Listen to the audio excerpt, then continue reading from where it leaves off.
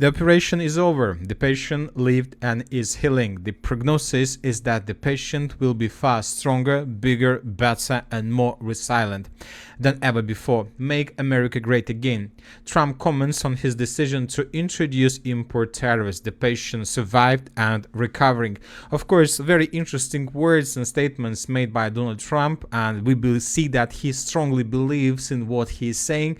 But telling the truth, when talking about the US market, we see a completely different picture. We see that the operation is not over. We see that the patient is not healing, and we see that more likely the situation is completely opposite. US stock markets close to sea of red. 2.9 trillion wiped out after Trump's tariffs announcement. S&P 500 and Nasdaq have worst days since June 2020.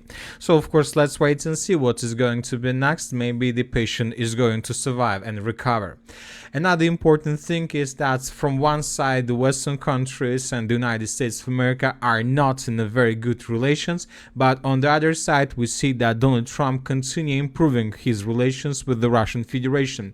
Putin's envoy in Washington, dialogue with Trump camp restarts what Biden destroyed. Russia is back in Washington. On direct orders from President Putin, special envoy Kirill Dmitriev has held high-level meetings in Washington with representatives of Trump administration. The dialogue between Russia and the United States, crucial for the entire world, was completely broken under the Biden administration, Dmitriev said.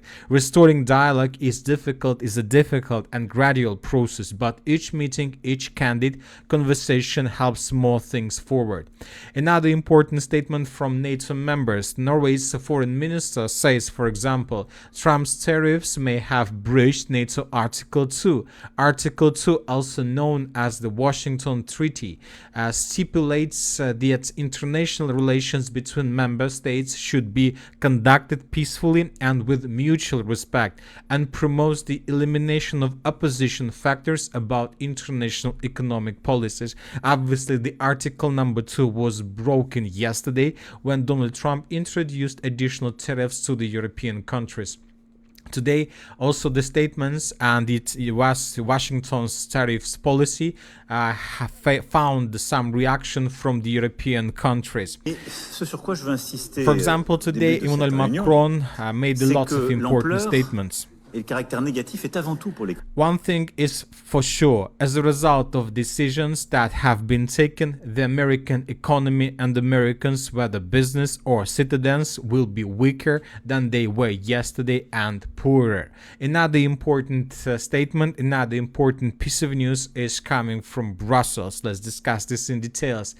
European Union prepares major penalties against Elon Musk that was published by the New York Times. European regulators are considering fining X more than 1 billion after weighing the risks of further antagonization Mr. Musk and President Trump. So we see that the first signs and the first step in this trade war between the United States of America and the European countries. Of course, Germany also made a lot of important statements.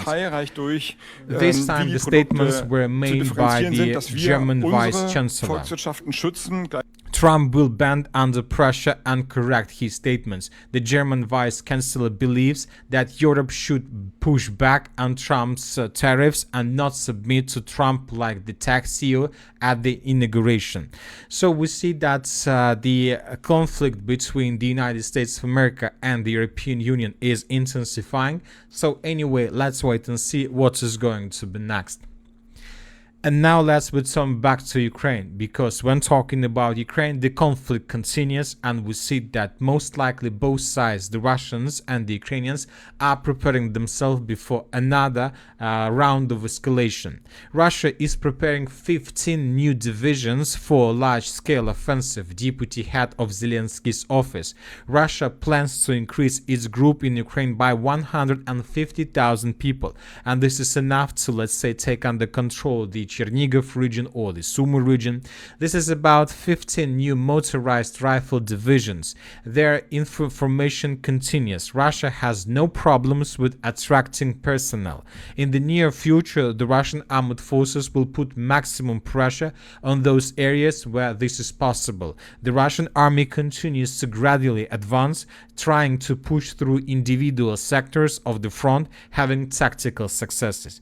We understand that Zelensky everything understand. He see everything. He see that situation is very difficult. He see that the trade war between the Western countries and the European Union has begun. So that is why he is beginning changing his position regarding territories.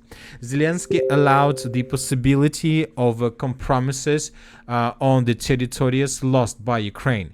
If it is possible to find a compromise so that the return of these territories occurs over time through diplomatic means, I think that probably as far as some territories are concerned, this will be the only way, he said at a meeting with entrepreneurs.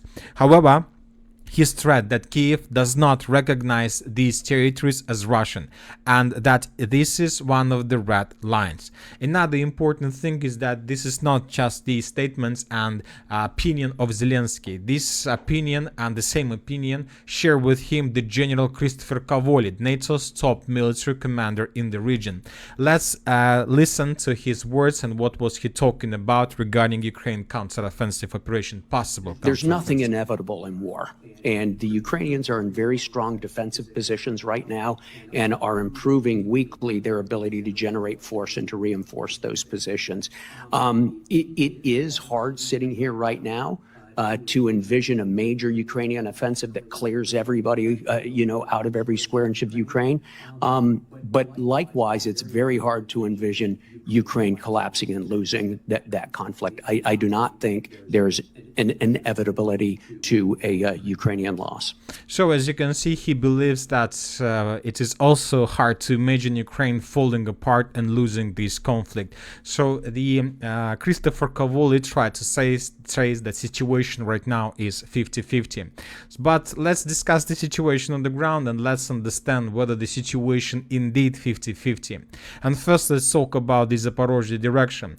According to information we have, during the previous 24 hours, during the previous 12 hours, the Russians managed to improve their position significantly and to take under control several stronghold positions that are located to the southeast of the village of Kamenskaya. So these are the changes on the map according to different neutral mappers. The Russians are advancing, and we believe that the Russians are planning to establish complete control over the southern part of the settlement of Kamenskaya before possible beginning of Russian greatest major offensive operation with the use of those 150,000 soldiers we've been talking several minutes ago. So according to our understanding, the Russians will try to take under control everything in this part.